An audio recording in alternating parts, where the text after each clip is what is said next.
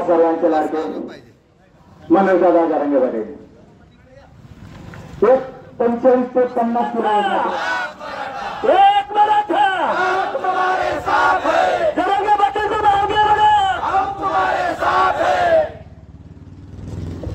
आज बेल्हा जेजुरी मार्ग रोखलेला आहे। आम्ही तहसीलदार आणि पोलीस स्टेशनला त्या ठिकाणी पत्र देऊन आम्ही अगदी मराठा समाज हा शांततेच्या मार्गाने त्या ठिकाणी आंदोलन करतोय।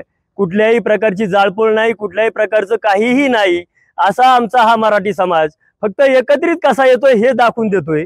त्यासाठी या ठिकाणी आम्ही आज जे पंचतळ्यावरती या ठिकाणी बेल्हा जेजुरी हायवे अडवलेला आहे आणि आम्ही हेच सांगतोय की जे सरकारला त्या ठिकाणी आम्हाला जाग आणायची आहे की बाबा आतापर्यंत तरी आता का तुम्ही जागा होत नाहीत, आता तरी जागा होणं गरजेचं आहे। आमचा सरकारचा मराठी समाजाचा योद्धा हा आज तरी त्या ठिकाणी फार मोठ्या परिस्थितीमध्ये आहे आणि जर त्या माणसाला जर काही झालं आम्हाला देखील आरक्षण मिळून सुद्धा उपयोग नाही। हे या निमित्ताने आम्हाला सांगायचंय की जर त्या आतापर्यंत असा माणूस होणे नाही, असा माणूस आम्हाला जरांगे पाटील भेटलेला आहे म्हणून या ठिकाणी आमचं तिळतिळ त्या ठिकाणी तुटतोय, मराठ्यांचा तिळतिळ तुटतोय। एक लक्षात घ्या, आमचा मराठी समाज हा अजिबात आक्रोश करत नाही, अजिबात कोणाची काही जाळत नाही, पळवत नाही, काहीच करत नाही।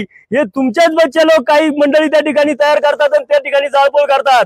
हे मी तुम्हाला ठासून सांगतो, आमचा मराठी समाज हा कुठल्याही परिस्थितीत जाळणार नाही, कुठेही काही करणार नाही, हे आम्हाला खात्री आहे। म्हणून जरांगे पाटील त्या ठिकाणी शांत आणि निवांत त्या ठिकाणी बसून आहेत।